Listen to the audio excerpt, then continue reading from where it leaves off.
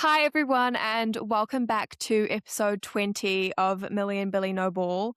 Unfortunately, Millie is not here for our milestone of 20 episodes because she is off in the Solomon Islands with the football fans. So go, Millie. I hope all goes well with the qualifiers.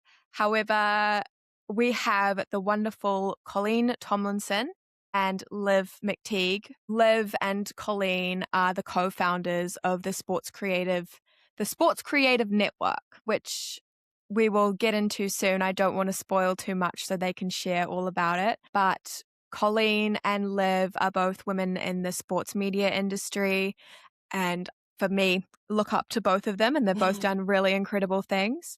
Colleen is originally from Canada and now lives in Paris, and she also speaks 7 languages. Liv's not here yet, but Colleen, would you like to get us started by sharing a little bit about yourself? Yeah, I can just start with, so I'm originally from Toronto. I'm actually from a small city outside of Toronto. I always just say Toronto because nobody knows where I'm from. I'm from Brantford. It's where the telephone was invented. So why do I speak so many languages? Because I feel like this is one of the questions that I always get asked about the most too. So I did my first degree in French, Spanish, and German. I also took classes in Arabic, Italian, and Portuguese because I just liked learning languages so much. And I love when people are so happy when you speak their native language. Like, Aw. especially, like, it's so cute. They just smile. Like, I've had like Uber drivers who are from somewhere in Latin America, and I've just spoken to them in Spanish, like when I was living in Toronto, and they'd be so happy. Even some of like the Uber drivers who are from India, and I would speak to them in Hindi, and they would be like, "Whoa, how do you know Hindi?" But it's just those little things. Then that's why I love like Yeah. learning how to speak so many languages. It's just because it's a connection at the end of the day too, and it's super great for the sports industry. But yeah, after I did that, I moved. I came back here to France, and I did my degree, specialized in sports industry management at Orléans Business School, which was a really great experience. I got to work with PSG, brands like Solomon, doing case studies for them and with them. Um, a lot of other brands like Adidas and everything else. So it was super, super cool. We got a lot of like hands-on experience and to do a lot of networking as well too.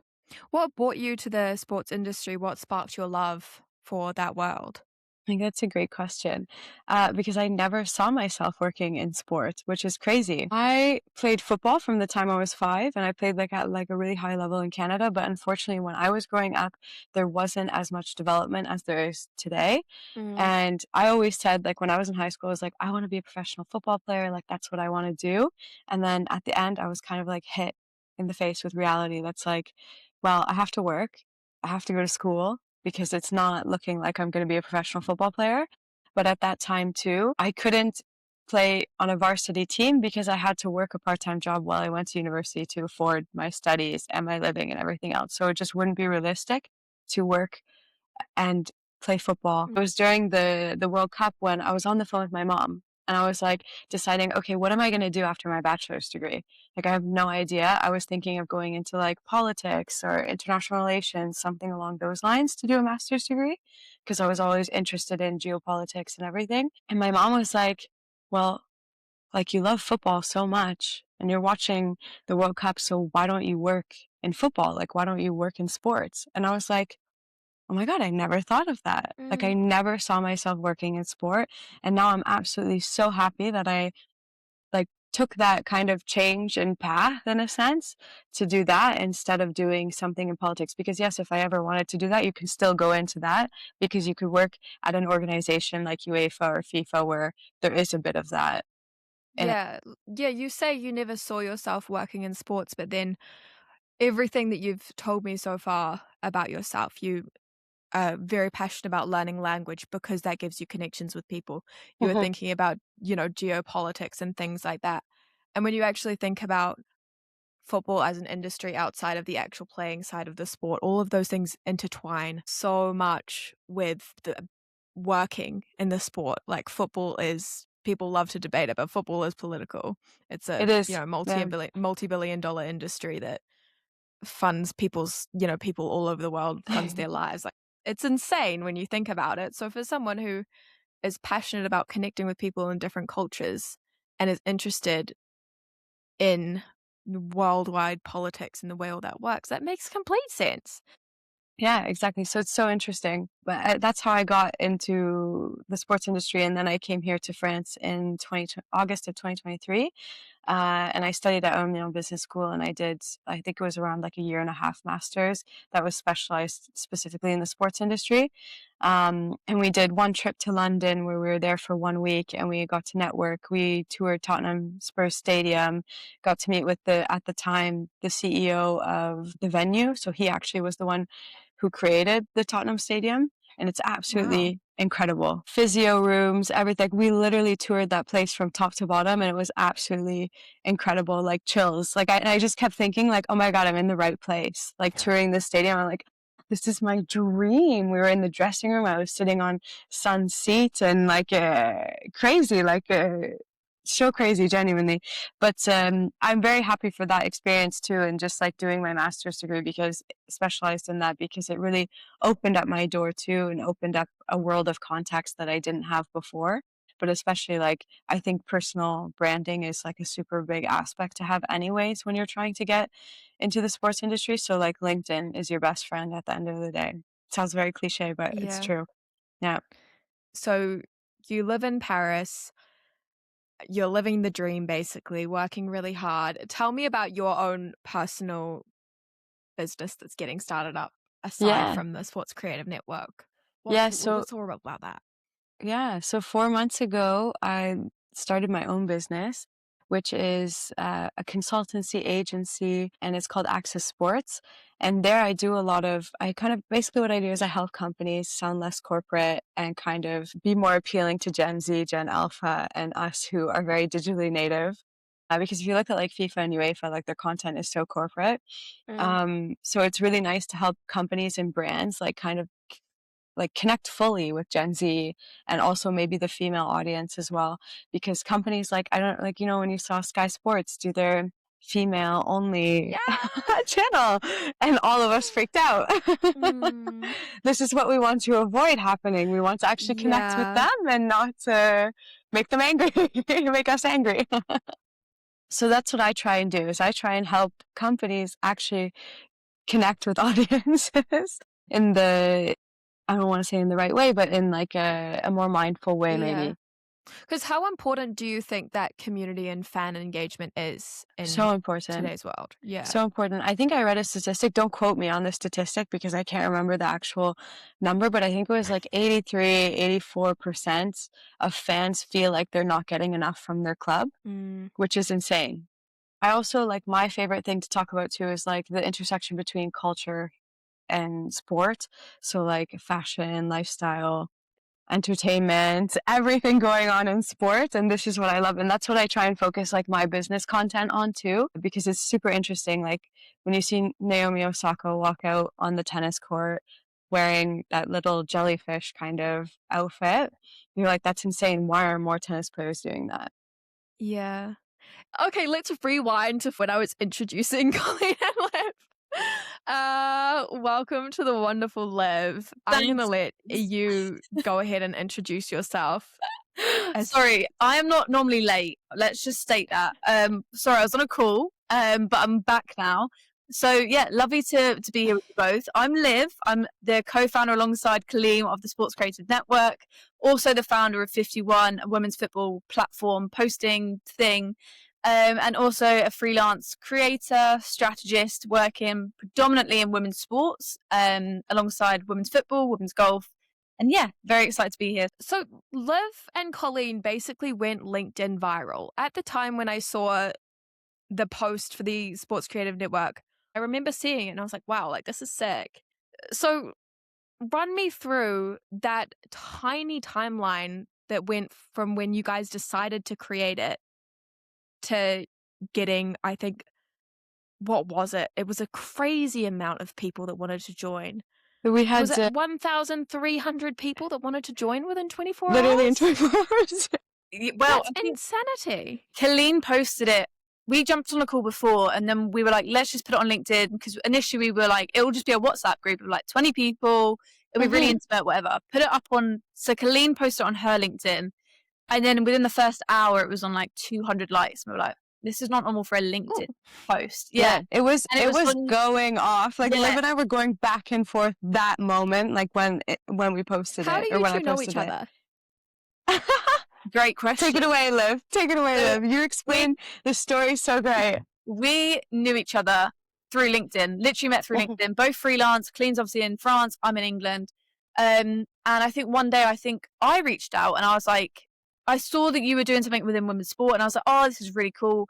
And I was like, would you want to jump on a call? Just, I don't know, random. Guys, that's so cute. I I actually love that. And then literally the day later, we jumped on a call and we were just like, we didn't have any agenda. I was just like, oh, so we're you're just like, freelance. let's talk. And then we had like a girl talk for like an hour. And we were like, oh, here's my number, stay in contact. Do you ever need any advice? Or like, you know, it's really lonely. And we literally just yapped for an hour and then we just stayed in contact.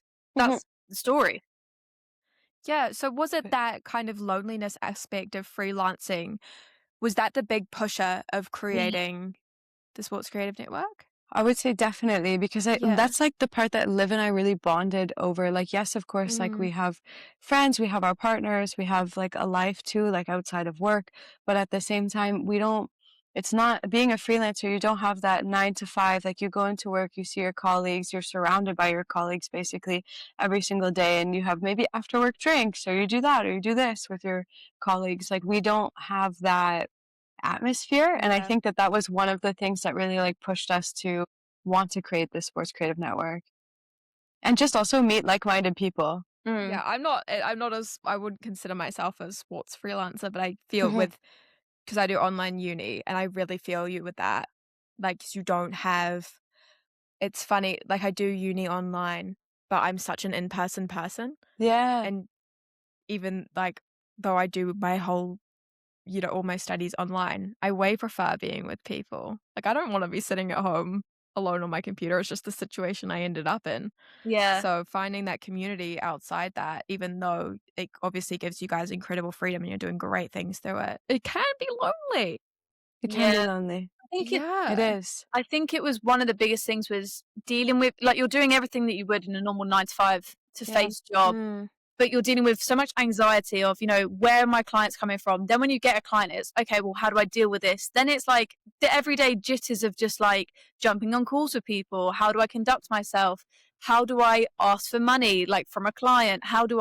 All the things that you are doing in a normal 9 to 5, like jumping on calls, having, chats, but minus the face, the stability, work buddies. So it's like my colleague is like my partner when she comes home from like work and we just chat about random stuff. She doesn't want to hear about my anxieties of work all the time because that's negative. So it's like dealing with the balance of it. So having someone or having a community just means that you're able to then basically randomly, message people being like, oh, I had a really crap day, or this happened, and they can relate. Yeah. Being like, oh, I don't know what you're on about. So, and honestly, like, that was one of the first, like, I made a post like that in the very beginning of when we created this community. Like, I threw it in our circle and our community platform. And I think I was talking about like the reality of like going into burnout, or like not being able to shut off sometimes, because like you always feel like you have to keep going, because it's not like a 9 to 5 is stable. You're getting your paycheck every single month. And freelance, you could have someone cancel halfway through, or maybe your client is late 2 months on paying what they have to pay you, and you're just not getting the money that was promised each month. Yeah, I think it's like, again, it's social anxiety, which I think everyone since COVID has been so much more. I know I've definitely been so much more anxious, overthinking everything. Mix that in with social media, mix that in with working from home. So like you're kind of role playing COVID again, but like you're getting paid to do it. But then, especially in freelance, you could have a month where you're earning £10,000. You're like, oh my God, I made it. Next month, you're earning 2,000. You're like, fuck, how am I going to make rent? So it's dealing with that, and you have no one to just, let's go grab a coffee because we were friends at work at 5, which again, nothing against a normal 9 to 5. But there's no like, let's go for a lunch break here because you might have a call 1 p.m. until 6. So it's like so hard to get a routine. And I think that's another thing that Colleen and I both kind of bonded over is, I don't take a lunch, or, I don't have time for myself. I work until the evenings, which I probably don't need to do, but I feel guilty if I'm not working. And on the weekend, I need to be on my phone, I need to be present. So it's so many things that we were just like, oh my God, we need to do something with this, like, anxiety. Yeah. 100%.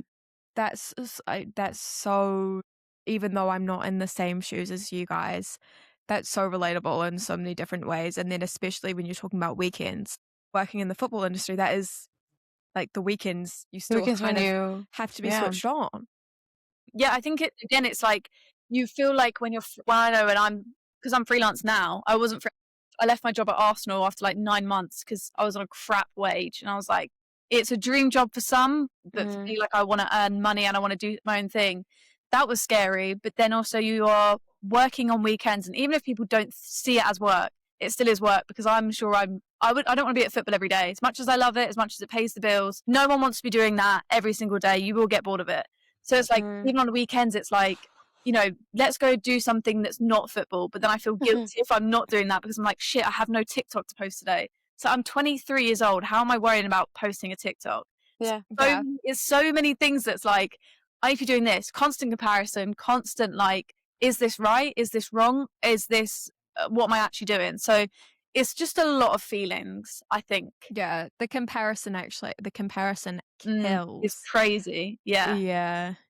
It's literally Gosh.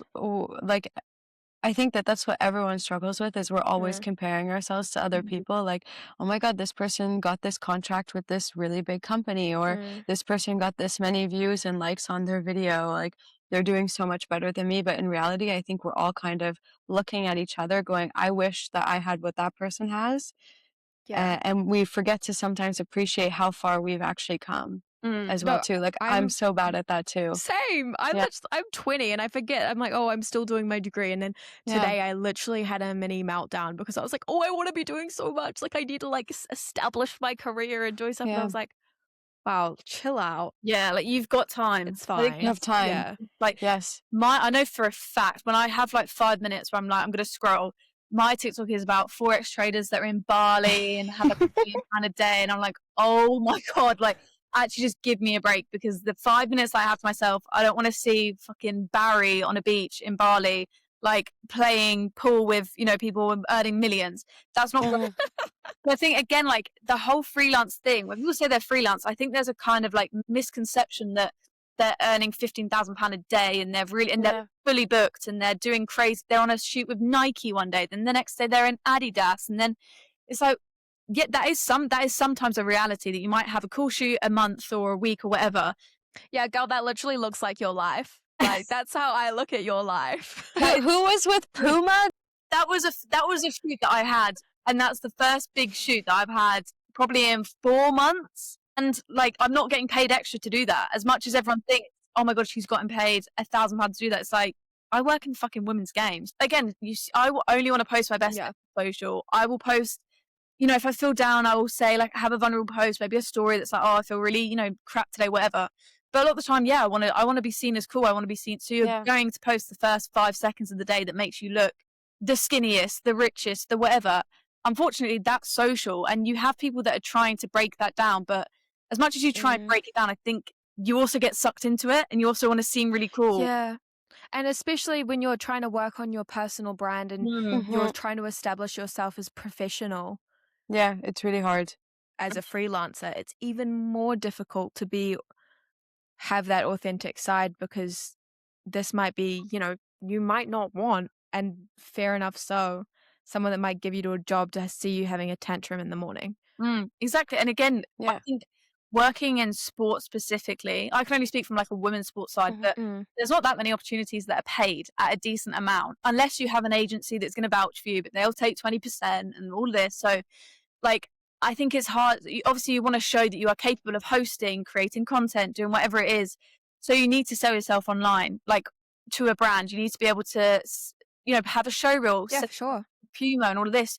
Unfortunately, that gives off a kind of social thing that you're doing really well. You're on rooms of Puma. You're probably getting paid £1,000 an hour, and it's like, I'm not, but I need to be able to show this side of me, all within like relative kind of outputs. Like I have my stuff and I have the cool shoots and everything, but it's trying to find like a cool medium ground without shooting yourself and taking opportunities away. So weird.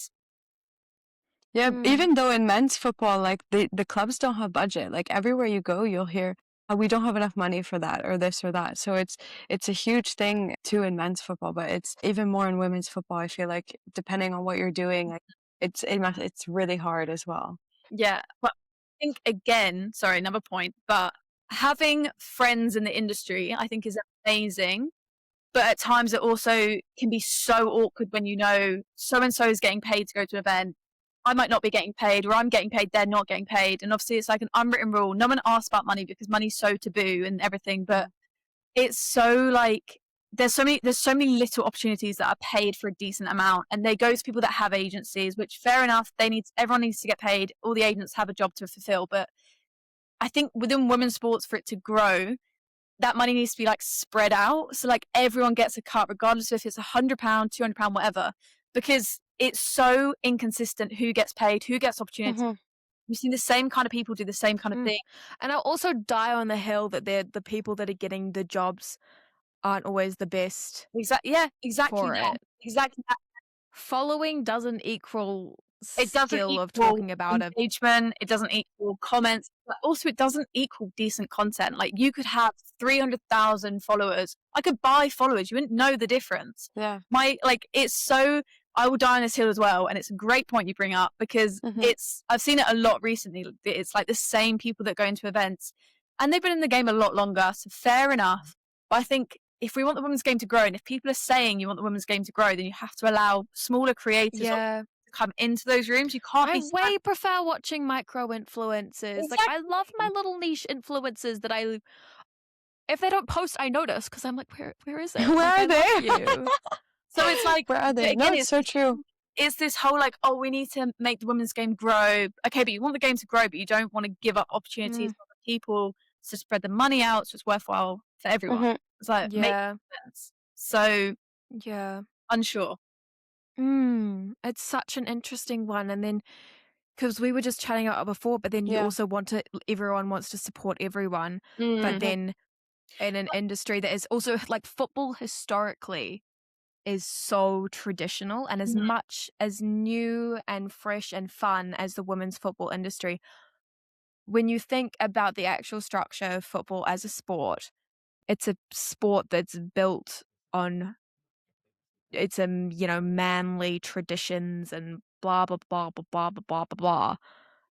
So then it's not a historically transparent industry. I don't think it, and I will argue that I don't think it will ever be fully transparent, because I think as long as you have some people, some creators that are earning, £100,000, stupid amount for one post in the men's game I'm talking about, Yeah. I don't think that's ever fair to. You can't, like, that's a crazy amount of money. I don't care what level you are, £100,000 for one post, and people do get paid that. Like, I've been in rooms where people are like, so I've worked on the brand side and thing. I worked at the company, but I worked on a company that had a budget of £150,000 for creators and influencers, which is crazy already.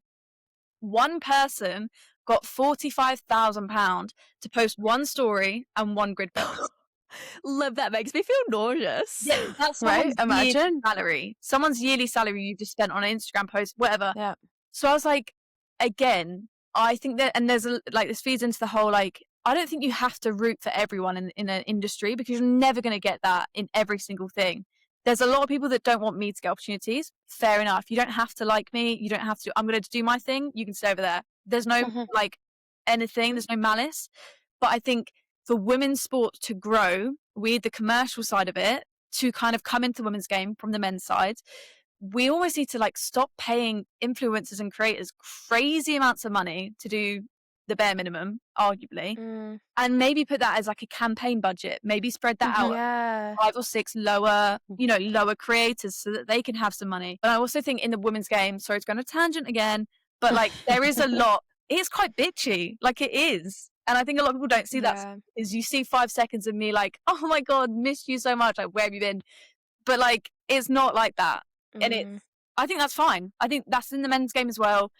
But I think the women's game needs to kind of lose the family friendly. Maybe they just need to have a women's football micro influencer bottomless brunch. Yeah, or just everyone in a boxing ring, everyone fight each other. Let's just fight and get it over with. I think that's constructive. Guys, I have a question for you both that kind of connects to this. And it would be, if you had, I feel like we've basically covered this, but if you had the power to shift or change one aspect of the football industry, what would it be?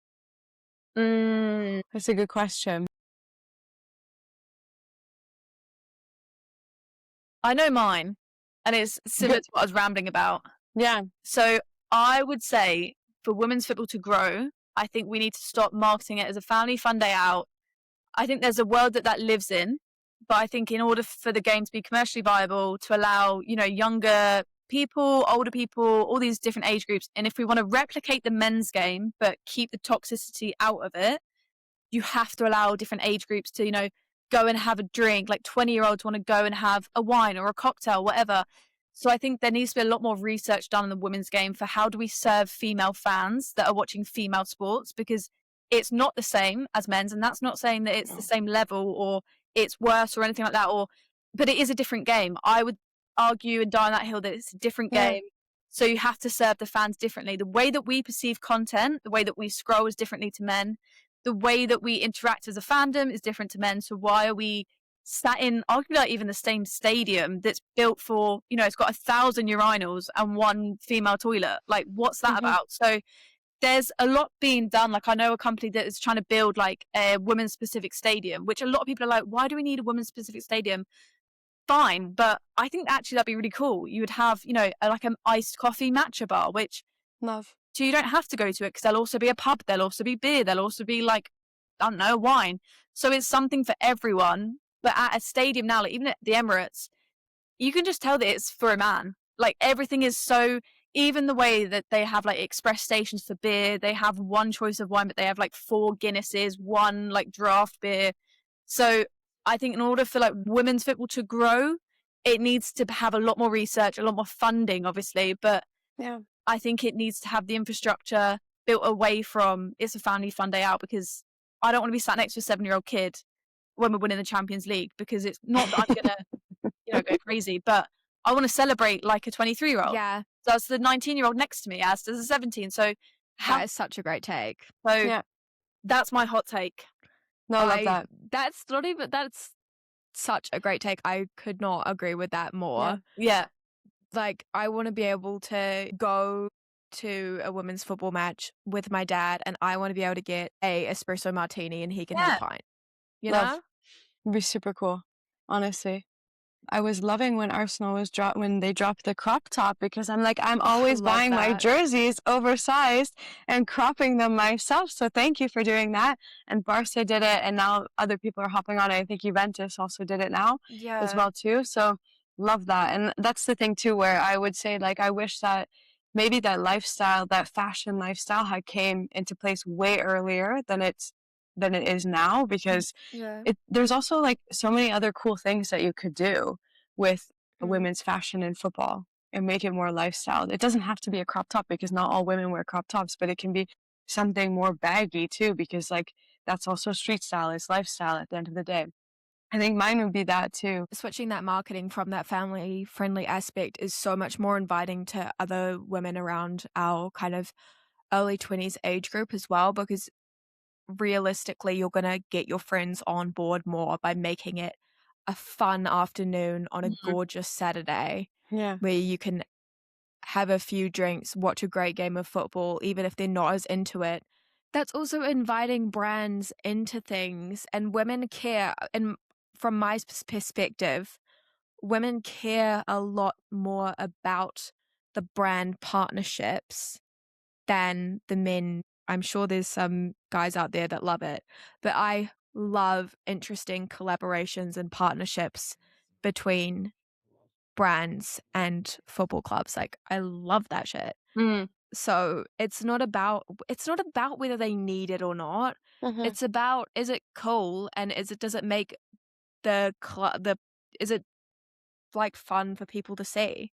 Like, it doesn't have to be a necessity. It just has to be a good marketing opportunity for the brand. Exactly. Everyone's a winner, because if fans perceive it as cool, if fans perceive it as cool, that's a win.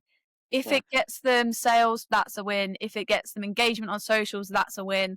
Like, there's no real way, if you're going to partner with even like Chelsea women, if you're going to partner with your small business and do whatever, like Flow, who the period brand partnered with them, that's been a huge success. I don't think there's any, especially in women's sports, I don't think there's any right or wrong way to get in with a club if you're a brand. Just try it, wrong way. Test it. There's like every single room for any kind of get involved, because it needs that in order to grow.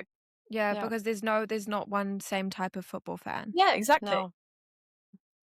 It's also like great learning for brands too, because like it's statistically proven too that like obviously we have the buying power. We buy more than men. And just also the fact that like when a brand works with women's football or in women's sports, we are more loyal to that brand afterwards and we will buy more from them as well too. Yeah. I would say too, like the fashion thing, like I think that if we could have more, even now, like there's still not enough, I feel like fashion geared towards the women's market. Like sometimes I go into clubs, like for example, I'm a huge fan of Olympique Lyonnais, and I wish that they had more lifestyle fashion that was geared towards women. And I think that there's a lot of clubs that aren't doing that, who should be doing that. So just from like a culture, lifestyle, It could be a fashion tiny perspective, drop. Or it could, literally like, a collaborate tiny with a drop. different brand. It doesn't need Yeah. to be specifically through the club. Like, just give Exactly. us something. Something like it literally doesn't need to be a huge thing. I would also say from like a grassroots level, like as I said already, like I grew up in Canada playing like really high level football, but for me at that time there wasn't enough development for women, and it's still like that in a lot of countries. It's not perfect in Canada still. So I hope that for the future that there is, as Liv was saying, more money put into it to also develop and find these really great female players who could make a big impact in the football market as well too. So it would be amazing. For me, it was kind of similar to you, Liv, and kind of what we were chatting about before, Colleen, just bringing in a bit more oomph into the women's game, a little bit more fire, get the adrenaline rush going at the games through a bunch of different aspects. But I feel like things are going in the right direction, hopefully. Yeah. From a New Zealander point of view, how do you think, like, even the Women's Asia Cup, that's the equivalent to like our Euros, is it? Yeah, I Maybe. don't know. From my point of view, based in the UK, know a lot about women's football. I don't know a single thing about the Asian Cup. Well, I didn't know a single thing about the Asian Cup until Yeah. in Australia, I was trying to go and work with brands.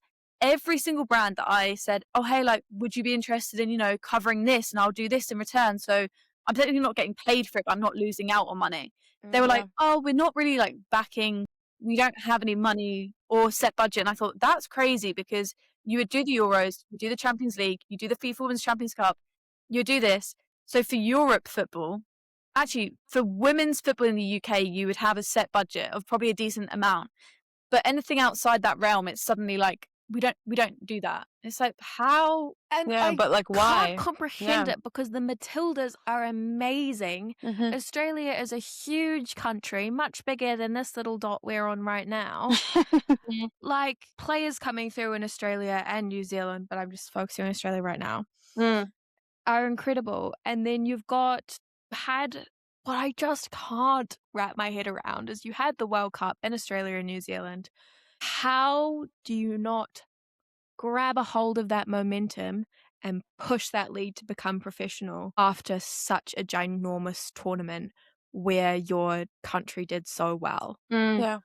I just Yeah. cannot comprehend But it. then I also don't think, I think it doesn't help that like a lot of New Zealanders and Aussies, they obviously grow from the A-League, right? Because they're not getting the funding, they're not getting the status from the A-League. They're obviously going to go to the NWSL. Like Ali Riley went to the NWSL, she retired. Then like Sam Kerr's now at Chelsea. Like she stayed. Who was she at? Brisbane? Was it Brisbane Roar? Was it? Yeah, you can't build the quality of the league if people the keep good going, players are getting pushed away. people get going overseas because they're not getting the funding, the professional title even. So it's like they obviously need to change something here. That's so true. But let's make this positive. What is it for you two about women's football and about the football industry that excites you and makes you want to push past all these challenges and actually keep fighting for it and working in this industry? I think for me, it's how accessible, for me anyways, for personal experience, how accessible I found it. Like I've not even been in the industry a year, and I've done some really cool things with some really cool brands, and like I'm not afraid to say That's incredible. yeah, like I'm not afraid to say that like I've definitely worked hard for that, but I think I would never get that in the men's game ever. Yeah. Like it would take years to break through and even work for a club or do some crazy things. But I think not crazy things that may sound really cool, but I'm not that cool, but like to do some things that like work with big brands, go to the Euros and like, you know, say that I've done this and I've done that. And I think how accessible the game is. I've made a lot of friends from the game. I've found like myself and found my partner through the game. So I think just like personally, like how cool I think it is, how it's, you know, a lot of people my age now use it as a way to like see their friends rather than let's go and let's, you know, do a riot and let's do some crazy shit in the men's game. Actually, no, we're going to go to the game, we're going to have a cool time. Then you go to the pub afterwards, you have a couple of drinks, you go home. No one gets punched. No one does anything crazy. Like we can have sport, we can have rivalry, we can have all that and not get violent, guys. Like, it's such an easy thing to not do. But wait, let's rewind to like about 15 minutes ago when you said you wanted to get in the ring. No, but I will get. If someone, if I do, no, but if someone wants to fight me, let's have it out. Let's do that, and then we'll go for a cocktail. Guys, comment below who wants to fight Liv, please. Yes, exactly that. But I think going back to my point, like I think the women's game, specifically in the UK, specifically like what I've done, I think the accessibility is number one in terms of like the opportunities you get, the people that you meet. You make friends really fast, and maybe that's because it's a female thing to just be nice to everyone, and then you kind of make your way about. Like you find your group, right? Like you find people that you click with. Everyone else you say hi to, you're very nice to, but I think it's easy to find your group. But I think the cool thing about the women's football is that it's still growing. It's still we're seeing a lot of changes. We're seeing a lot of new competitions pop up.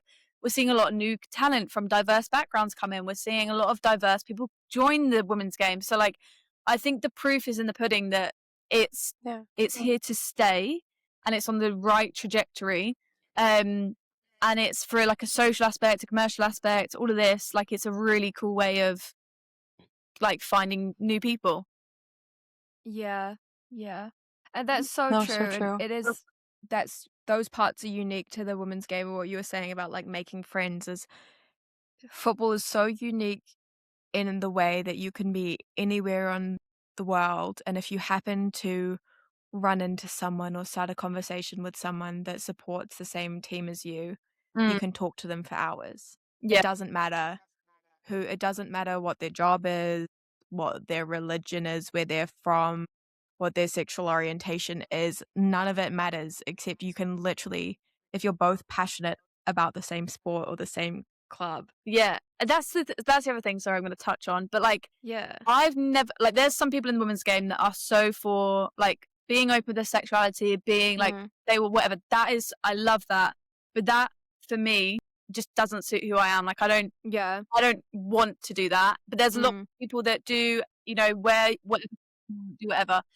But for me, like, and my partner especially, so my partner's Irish, Catholic, from a very small town in Ireland. So like it was a big thing for her to be like, I'm dating a girl. Like a lot of her family still don't know that we live together or are together. And that's like, that's a reality that we live. But then you think, oh my God, like we are the minority almost, like and then you go to women's game, it's like, oh, but people are like, there's lesbians everywhere. People are everywhere. They're invading. But like, there's people that have, you know, met through football and still haven't come out or have been out for 10, 15 years. There's people that don't talk to their family. Like, there's so many scenarios that I think it's such a nice way of like breaking down the stigma. And it's not like, we're all girls at the end of the day. Like we all bitch, we all like do loads of stuff, we all, you know, talk about whatever. So I feel like it's no like subject is off the table. It's just so nice and refreshing because you come from like a social background where everyone's like white, skinny, got a six pack, is straight, and like all of this, and you come to a women's game and it's like you have every aspect of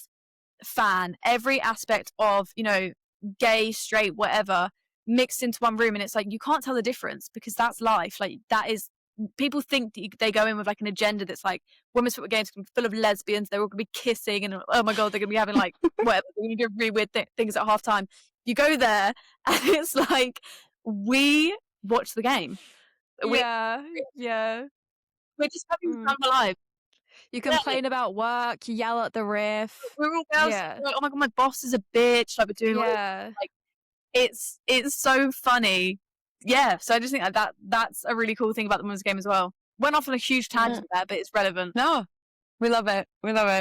All here for it. But I totally But yeah, I think for me, the exciting part of everything is like I'm from Canada, so of course like the Northern Super League for me is super exciting as it's the first professional women's league in Canada, and watching that develop, and I'm going to speak into existence is I want to be a part of this because I know the feeling of growing up and just saying, okay, well, the people that I've played with now they're going to the US because they got a scholarship, but it's not a full ride, and I never had that opportunity because I didn't have someone taking videos of me. Like some of the girls had their parents taking videos of them and just sending them to universities after universities. I didn't have that. My mom was the most supportive mom ever, but I don't think she knew to take videos of me and to send them everywhere. No, so like for me, like I would love to be a part of the Northern Super League in whatever way that looks like. But also like for me, going into why I wanted to get into football specifically too was to be in the men's game, to work in something that is so male dominated, but to also show other women that it is possible to work in this industry as well. Because we don't have as much representation and there needs to be more representation. Yeah. Yeah. So that's the most exciting really part nice is when I get cool answers. opportunities, I'm like, yeah, yes, let's do it. makes me emotional. I just love it. And you, Billie? What about women's football excites me? Just everything like this. Like if we didn't have that in our lives, we wouldn't come on here and yap for ages about all these things. Like I don't think like I literally live because of football. I live in a new country and I've connected with all these different people. And like, you know, my Millie, my best friend, like she's lived in 5 different countries in the past 5 years because of her sport. And it just brings everyone together, and the intergenerational aspect of football as well is just the best. Like I don't have anything in common with my granddad, but like we can talk about football. So true. That's really nice. I love that. Tell me more about what your guys' future plans is there anything exciting for the Sports Creative Network coming up? I think one of our main things that we're really trying to pin down is in-person events that aren't just like coffee mornings, which are amazing. They're really cool of, you know, getting people together, very easy, low lift, but we want to do a lot of like, you know, a 5-a-side tournament. We want to be able to bring guys people in. So I think there's a lot of like events coming up that we're trying to do. There's a lot of cool partners that we're trying to get on as like official like partner. There's a lot of moving parts, as I'm sure Colleen will also back up that there's a lot going on. Every week there's something exciting, and it's so hard for us to like contain the excitement sometimes. So we're like, this real life? Like, is this really happening? Because like someone has reached out to us and they're like, hey, we really love the idea of the Sports Creative Network and we want to work with you somehow, some way, whatever that looks like. Can't go into too much detail on everything yet because we want to publicize things as they come. But we are planning like a really big event this year that will be in the fall time, which will be super great if you are a sports creative. So whether you're a content creator or you work in marketing or branding or photography or videography, like guys, every creative is welcome. Do I count as a sports creative? Of course. Yes, you do. You do, of course. This is so sports fun. creative. You are definitely. Other thing is merch. Like today I announced that we're starting to do our merch and we're planning to make a planner too. So there's so much to do. There's so much to still do. But we've also got to remember that we've done a lot in a short space of time. That was the other thing that I wanted to say. I wanted to say that because we had a meeting today and someone was like, oh my God, it's been a month and a half. And we're like, yes, it's only been a month and a half. And the way that it's growing already is insane. When you first thought of this idea, is this how you saw it going? Be honest. No, we generally thought it'd be like 15, 20 people in a WhatsApp chat. We were like, oh, let's do cool. And we were like, put it on LinkedIn. And then we were like, oh, like whatever. In the first 5 minutes didn't get any likes. And then suddenly we like refreshed it and went back on. We were like, oh shit, like there's room here to do something cool. Like let's use this. Because we were just like, all we wanted was probably 5 people in France, 5 people in England, that we could have like a circle group of friends to meet up for like a coffee or, you know, chat about whatever. And then it grew and grew. And we were like, oh, we could make this something that would outlive like our freelance career and we could do this full time. So that's the goal. But we've also got to remember we still have our freelance careers on top of this. We still have paying members that we need to service every month and make sure that they are actually getting value for, even if it's $4.99, $7.99, £100, whatever. So there's a lot of pressure that I think we also don't speak about because it's a business. This is making me feel anxious just listening to this. I'm not gonna lie. Oh no, like there's something every single day, like, and it's like literally every single day we have to be on top of it in a sense, because there's so many moving parts. But it's fun. Like, honestly, like, I don't know about you, Liv, but I'm enjoying the ride. I'm having a lot of fun. Yeah, you're enjoying it too. I am having fun. It's just, it's a lot at times. But when it's like at that good flow state, you're like, oh, this is what it was meant for. Obviously, it's going to go crazy. Then some days it's like, oh, I don't have much to do. That's when I start worrying. I'm like, oh shit, like what have I not done? Literally. Literally. I like chaos. Like I like living in chaos. I like not knowing what I'm going to do tomorrow, or I don't know, random stuff. Yeah, I love that. Wow. No, but it's been so fun. You guys must be so proud of yourselves. I feel like we haven't taken the moment to say that, but okay, we should be proud of ourselves. Let's sit back and be proud of yourselves right now. Take the moment now, because I've been watching this from an outsider's perspective and hearing little tidbits and going to that coffee meetup, but it's for a month and a half, 2 girls in their 20s, while on top of figuring your own life out to create an online and in-person community where people are actually getting viable things out of it is incredible. It's so true. It's so true. It's so nice to like think about it for a second, because I feel like every day we're just whisked away and okay, we have to do this, we have to do that, and there's not like a moment to like sit back and think about it. But it's true. It's wild that it's been such a short amount of time and what we've already been able to achieve. Like, what is 6 to 8 months going to look like from now? It's going to be even bigger and better. So that's the exciting future and the exciting part for the Sports Creative Network.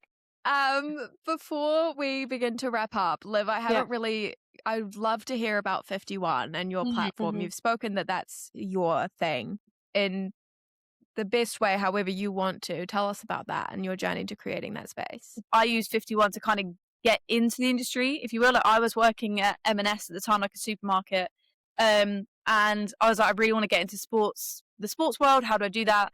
Best way I can do it is just getting started, and that's, you know, using my full-time kind of wage, if you will, like my hourly wage, and then just creating stuff, posting it and seeing if I could do this, and then putting down a CV, because I don't want to wait around for someone to hire me, because they would hire me off of my supermarket background, and no one's going to hire me straight into a role if I don't have any kind of like input. So I essentially kind of made 51 so that I could get into the industry. And then it just kind of grew. And for the first 6 months, I think we grew from like 0 followers to like 12,000. Like it was a crazy amount of growth. But then once I started to get in the industry, get a full-time role within sports, other stuff came up. Obviously more paid stuff came up, and it's grown. I think we're on 22,000 followers now, which is amazing. But myself, I've just been lazy with it. Like I just don't have the time. But I also am still not really at a point where I can pay someone a decent wage to create the content, because I know what I should be paying someone to do it, and I can't afford that at the moment. Like, so it's kind of like this crossroads again of like, it's taking opportunities that suit you best. And it's also not forgetting that there's still people that are following that page, so you still need to service them. But so at the moment now, I'm trying to just even post once a day, and that's even a struggle. Sometimes I don't even post because it is a lot to get things. You need to get things factually right. They need to look right. They also need to, you know, service people and all of this. So 51 kind of started as we were really doing some really cool content about, you know, diverse backgrounds, underrepresented communities in football, all this stuff. Like, we do a lot of stats, and then you see other people do it and you thought, oh, this is cool, because other people are like not copying but replicating it. And then for the past like 4 months, it's kind of been a little bit foot off the gas because I just don't have the resources to do it. But yeah, that basically was why I did it, so I could put it on my CV, and it's still on my CV to the day, because I'm like, why not? And it's definitely helped me. Like, I think without that, I don't think I would have been sat where I am now, and I also don't think I would have worked with or gone into the kind of sector that I'm in now. So yeah, whistle stop tour, really. Yeah. You need to Wow. take a minute and be proud. Sit back and be proud for that too.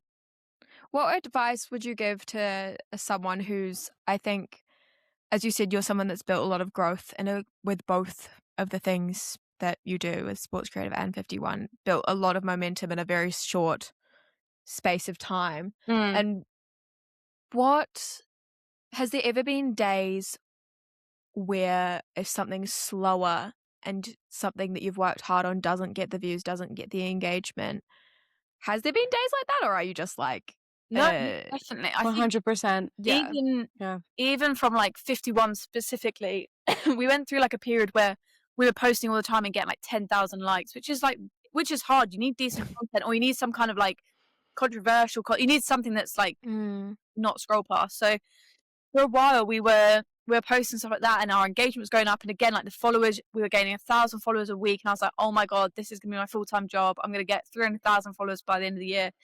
And then all it takes is one post for it to get, 100 likes, 800 likes, and suddenly like, you come down. So I think it's hard to manage expectations for me personally, because I am such a perfectionist. If I get something, I want to do it right and I want to grow it and all this. But yeah, there's only fucking 24 hours in a day. So like you also need to be realistic with what I can do. I'm one person. I also need to be realistic with Sports Creative Network. I need to service that. But then I've also got paying clients that I need to do that. So like your priority list, I think getting that right, understanding that maybe some days you might not be able to post, that's fine, or do whatever, but then making up the next day or doing something. So I think just like trying to go with the flow is the best thing I'd say. Also trying to work hard, but you can only work so hard before you burn out. And I think that's a real thing that a lot of people in sports industry have dealt with, because it is so competitive and there are only so many opportunities. Everyone, can create content and all this, and there's new ways of editing and all of this. So I think it's just not being so hard on yourself, understanding your limitations and taking a break. Like I know Colleen used to work on the weekends. She wakes up at like 4 a.m., goes to the gym. And I'm like, that's crazy, because that would never be me. You can pay me enough money to get out and in bed before 8 a.m. So that's never me. And I was like, you don't need to be working weekends. Like, just take a break, because there's no way that you're relaxed. There's no way that you're like switched off to come back for a Monday. Understand work, Monday through Friday, maybe like an 8 till 6 or 7, whatever, but you need that time for yourself to go out, go to the gym, talk to friends, whatever. So I think just understanding your limitations is probably the biggest thing that I would say. I'm sure Colleen has a different opinion because she is crazy. I'm just a workaholic. Like I love it. I like once I'm like so into something, like it's really hard for me to stop, especially just because I enjoy like every little part. I'm not saying that Liv's not enjoying it, but I'm like, it's just a different type of personality, I think. And I'm like very much so like I could sit there for hours. Like I still wake up at 5. I work for 1 hour, and then I go to the gym at 6, and I'm home and like ready to work by like 8, and I start working at 8, and now we're coming up to almost 8 p.m. and I will finish. I've been sitting here all day working. No, don't be sorry, but that's literally like yeah, every day is kind of like that for me. I still do work on the weekends, but Liv is going to be happy about this, that I have thought today that maybe Sundays can be my day off. So my advice is yes, and I need to take my own advice, that you do need to make time for the things that you like to do. Otherwise, you are going to burn out, or you're just going to feel down. And so I'm going to start to take my own advice this week, and I'll let you know how that goes. But other than that, I would say to people who are looking to get into the industry, that don't be discouraged when your post gets 3 views. Don't be discouraged, because just keep pushing, because at the end of the day, it's consistency that wins. And just keep going. Like if it's your dream to do content, or if it's your dream to start a business or do something, just keep going and don't listen to other people. Like I think that there's people who disagree probably with me posting my life so openly online, but at the end of the day, I don't care, because it's my life. And that's what I want to do. And if I want to be in content creation, you don't have to share everything. You can share less, or you can share more. It's completely up to you, but I choose to share more. I talk about like the struggles with my mental health. I talk about how I have body dysmorphia and how it was like super hard for me it's still really hard for me to look at myself in the mirror sometimes. And that's, again, too, I feel like this is something that's not talked about in content creation, is when you go to edit your videos or when you're editing something, you might look at yourself and say, oh, I really don't like that. And you try to edit to have like a better looking, in quotations, a better looking version of yourself, or you edit, I don't like the way that my voice sounded. So you try to change aspects and it makes it less authentic at the end of the day. And Mm. I've started to start learning to love myself regardless of that. And I think content creation has actually helped me learn to love myself a lot more. Oh, that's so nice. Is there Well, that was anything deep. that was so deep? I love it. On those days that it is harder or you are having a more of a tough week, is Yeah. there anything that keeps you going or inspires you? Is there like a little thing, even if it's something silly, that pushes you to keep working towards what your goals? I think I just need like a moment to myself, and then I have to somehow just remind myself, like I'm me personally, like I'm someone who's so hard on myself, and I don't ever take a moment to appreciate like everything that I've achieved, like to this moment. Like even getting a master's degree, I was just like, oh well, that's the one thing done off my bucket list. What's the next thing?